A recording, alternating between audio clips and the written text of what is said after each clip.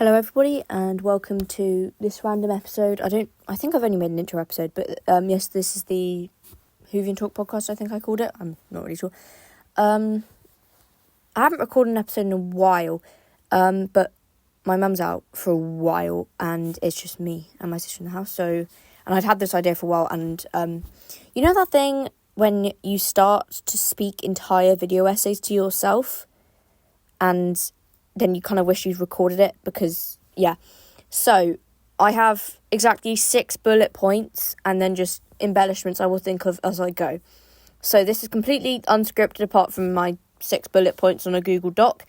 This is not professionally recorded. It is a phone, a charger which is held together by sheer luck and blue tack, and a blanket over my head to try and help with audio quality. I don't know whether it will help with audio quality.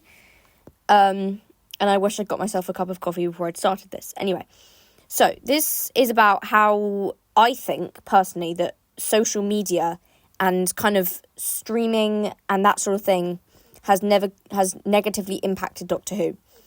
So the first thing I'm going to talk about is spoilers, because it's not just after the episode happens where, you go on. I'd say the 2 socials I use the most are Tumblr, which is more of a it's literally described in the App Store as fandom art chaos. So it's a very fandom-based site. But then there's also Twitter, which is more of a kind of... I feel like everything's a lot more negative on Twitter, and I refuse to call it X, because I despise Elon Musk and that lot. So spoilers. So... Sure, after the episode's aired, obviously you're going to get people who have spoilers, and that can be managed on Tumblr to an extent if people remember to put blockers and then say above, warning, spoilers for this episode of Doctor Who, and then you can click to read more. But that's not a thing, I don't think, on Twitter. At least I haven't seen it. But then, even more, because obviously, I just like to say now, this contains spoilers for everything up to the current Doctor Who. If you haven't watched The Reality War, don't listen to this because I'm going to be using that as an example. This is your 5-second warning. 5, 4, 3, 2, 1. So on social media before The Reality War aired, there were a lot of people, especially on Twitter, saying, "Oh, Billie Piper's going to be the next Doctor." And I must admit, I was actively saying, nah, that's never going to happen. That's never going to happen. Look at what happened. But I spoke to a fan after, because I watched the finale in the cinema. I spoke to another fan afterwards, because I was just chatting with people. And they said that they'd seen spoilers about Jodie Whittaker coming back. And that was meant to be like, I saw the Billie Piper ones, but I didn't actually see any of the Jodie Whittaker ones. But it's interesting that so much stuff gets leaked. And I can't remember what it was about, but I heard that there is a theory that the BBC do spread some of those to hype up the episodes, which, to be honest, maybe, I don't really know, because that seems quite unprofessional, but at the same time, possibly. So spoilers they can either hype up the episode or it can negatively impact people's opinions of it, because people could say, "Oh, that was so predictable. Oh, everyone knew already." Then one of the other things about it is that opinions. After I watched The Reality War, I was like, yeah, great episode, loved it. I went on Twitter. The overwhelming response was that was a horrible episode and I hated it. So then I felt quite pressured to say the same as everyone else and not stand up for, I actually liked the episode, because the thing is, as soon as I went on there, I saw everyone's arguments and I started to think, wait a second, that was differently to how I'd interpreted it. And maybe it's not as good as I thought, and maybe I didn't interpret it in the correct way. And I'm quite young, so maybe those fans who have more life experience go, wait, and interpret it quite differently from me. So I do think that, for me, that would have negatively impacted my reception of the episode. Because I came out of it I was really hyped, because as much as I complain about it, nostalgia baiting gets me every time. I was yelling and cheering when Jodie Whittaker came back, when Billie Piper came back. You know, everyone in the cinema was just screaming their lungs out. I mean, I had a sore throat for ages after that, but, like, I feel like on a rewatch, I wouldn't enjoy it as much as I did for the first time, which, sure, most of enjoying it for the first time was probably the atmosphere of being in the cinema at the time it was happening. But I think a lot of it was also kind of new stuff. And I genuinely didn't believe that Billie Piper was going to be the Doctor. I know a lot of people complain about it and say, oh, the show's not about Rose, you should have more understanding of the history of the show. And yeah, I do agree with that. I haven't watched Classic, but I do think that if Doctor Who was ever going to end, it should... Personally, I think if they're going to do a nostalgia regeneration, it should be back into William Hartnell. Obviously, not actually William Hartnell. That's physically impossible, but, you know, just make it seem as if whoever's the last Doctor regenerates into the first Doctor. I think... But you could only really do that if the show was not going to come back, because then how would you come back from that? So on the one hand, if the show's going to end permanently, I hope that happens. On the other hand, I hope it doesn't, because that means the show's ended permanently and I wouldn't be able to survive. But I do get the people who say this is very kind of... I think people think that Classic Who's being kind of not done justice, and I do get that.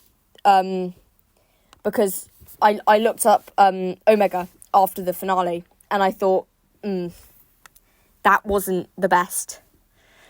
But that's because of people on social media explaining about that. And maybe it's good to have those differences of opinions, which leads me on to the next thing, which is, I can't remember what it's called. I learned about them in PSHE ages ago, and also loads of times.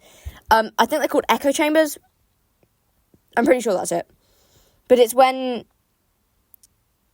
you end up being funneled into just a mass of your own opinions. Because social media, the algorithm wants to give you what you want, so you'll keep interacting with it. So it funnels you into opinions that you agree with. Mine does not. Mine gives me stuff that I vehemently disagree with, and then I end up sad. This is why I shouldn't go on social media so much. But I think with Doctor Who, I think a lot of people get funneled into echo chambers. And it does happen to an extent. Like, I feel like I see a lot more content of my favourite Doctors than I do of... Like, I don't have a least favourite Doctor. I like all of them, but I have specific... There are, like, one or two specific Doctors who are my favourites. And I feel like that probably contributes to the type of content I see, which might be why they're my favourites. Because I kind of decided I like them. And I think that made me kind of more susceptible to seeing content about them, which then in turn made me more, I guess, obsessed with that character, with that specific version of that character. My phone's just started telling me I've been recording this for 8 minutes now. Right, I've only done 3 bullet points, so let's go on to the next one. Yeah, so no good news is what my next bullet point says, and this is something I was talking about this in history class, I can't remember why, but it reminded me, because I don't think, with the media standards, you're more likely to hear about bad things happening. People, and I'm going to use quite a drastic comparison for this, because it's the one that makes the most sense to me. People assume that knife crime in London is very high. And it happens more than it should, and it should happen none.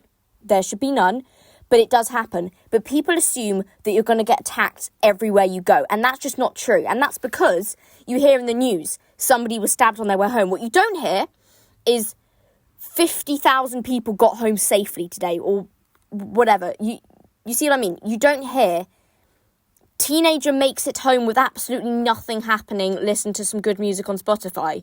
You hear teenager got brutally murdered on their way home. You hear about that stuff because that's the outlier, that's what's interesting to people. Because although it's horrific, people just aren't bothered about just the mundane. Which is why I think you're more likely to get media interaction and news sources interacting with things if it had bad reception. So if you had a Doctor Who episode which the fans didn't like, you're more likely to have the media picking up on it and going, this episode of Doctor Who is the lowest rated ever, because that is sensationalist. You're only going to hear sensationalist news. I was gonna look up the news about the finale. I'm not prepared for this at all.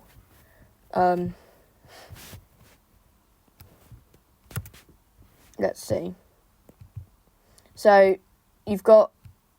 Warning, this article contains spoilers, whereas the title is literally called Shooting Out Regeneration to Billie Piper as he leaves Doctor Who. I think I've already got the spoilers, thugs. I think...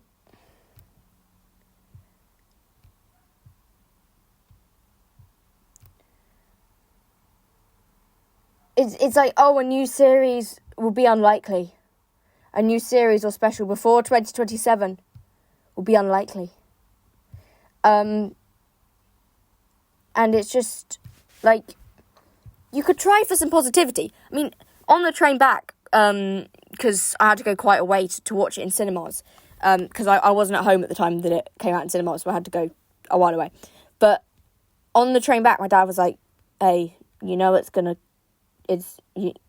not going to be out again until 2027. And I was like, right, can we not make me sad? Because, I do think that the media wants to report on people being unhappy more than people being happy.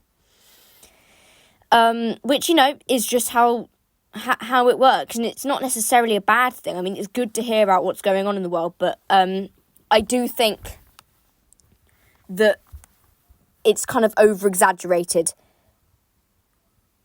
And there are a lot of articles, because obviously that's BBC News, and it's produced by the BBC. But there's a lot, and I don't know off the top of my head where to find them, but I'm sure there's lots of news stories like, this is a low-rated Doctor Who episode. In fact, I think I was actually reading a newspaper on the bus that was talking about how this is the lowest-rated series of all times, which brings me on to streaming services. Because people online were talking about how the new series has very low viewing figures compared to kind of, I think it was 2007 when, the Whoniverse was at peak. You had the 3 main shows going on and then they all combined into the main show. And I think that's because of, obviously, it's changed. It's been over 20 years since the show came back in 2005. Of course it would have changed, because it's not really a thing anymore that you sit down with your family on a Saturday or Sunday night and you watch a show at the same time every night, because that's just not how people's schedules work anymore. I sit down with my family actually quite a lot and we watch stuff, but it's not at all scheduled. It's not specific nights. It's not specific. I mean, we are actually watching Doctor Who at the moment, which isn't a really good example. I think we're watching Good Omens or Staged or something, but it's not really a thing anymore that you all sit down and everyone watches the same thing. And the amount of TV channels, because my dad was telling me how when he was younger there was only 2 channels, 2 or 3 that he'd get on the TV, and he had to borrow a recorder from his friend to record a program. And he said how if there was a Doctor Who coming out, because he used to watch I think Tom Baker was his doctor,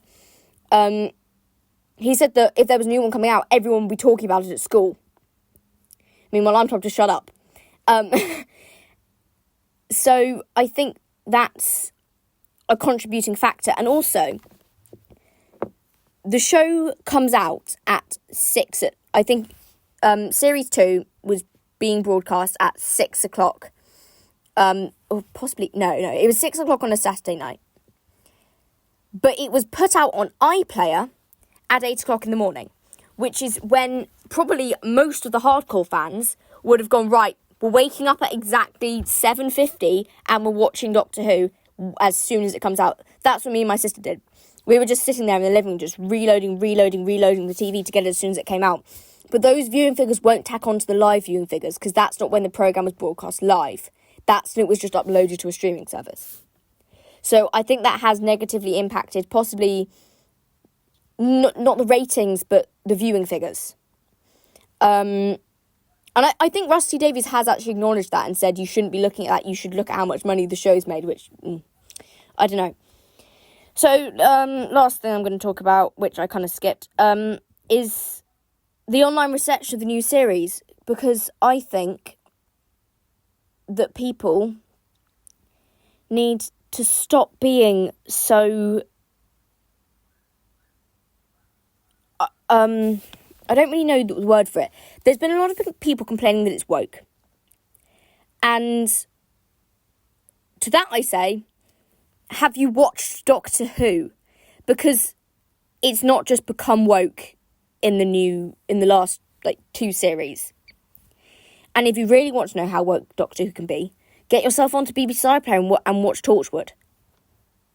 Because for 2009, that is absolutely incredible representation. It's not woke, it is the world. It is amazing that we have that sort of representation in media. And people who are trying to shut that down, they don't understand how many shows just have none of that. And it is really important that Doctor Who is a show that is inclusive for everybody. And by that I mean, but by that I don't mean, I'm a straight person and I don't want to watch this sort of media, therefore it's not inclusive to me.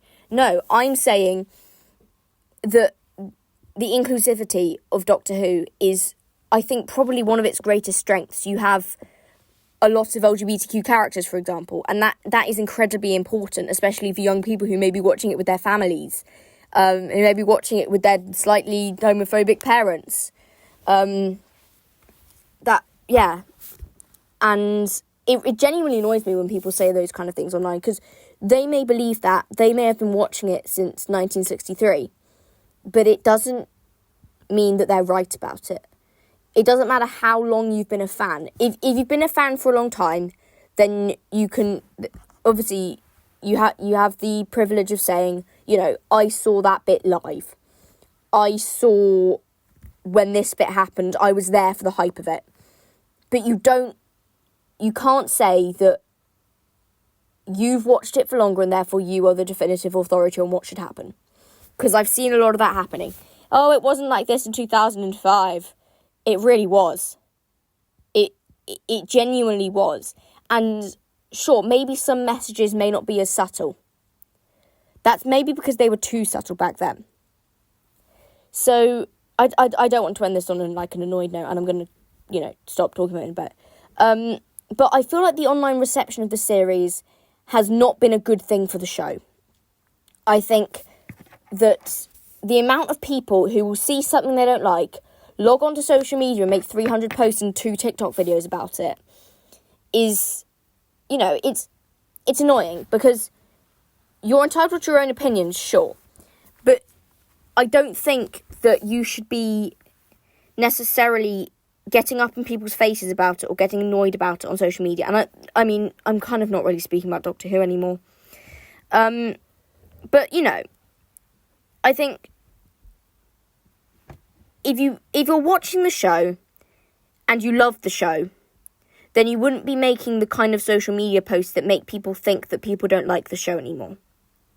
If you want Doctor Who to be on the TV, but you're also making Twitter posts saying, this is rubbish, it's not as good as it was, this should be cancelled, then you're opposing yourself there.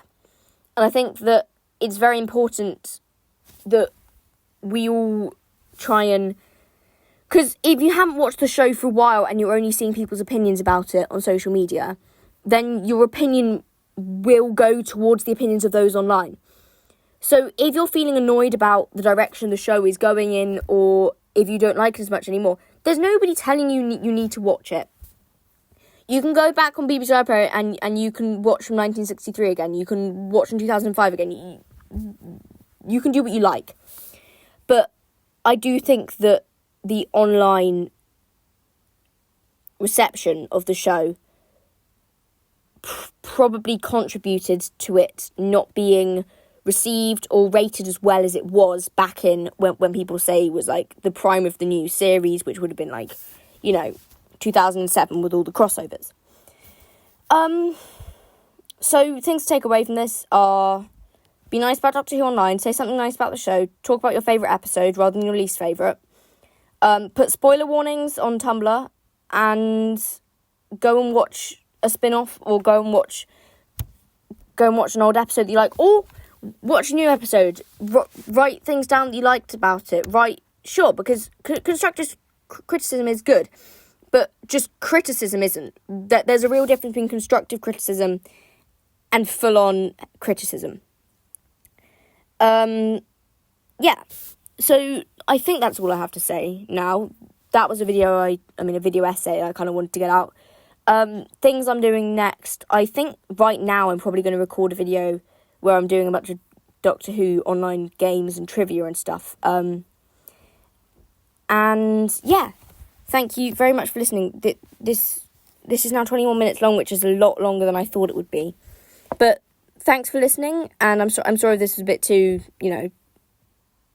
angry for you. But yeah, thanks for listening, and I will see you when I upload the next video, which I'm filming probably in like 10 minutes. Bye!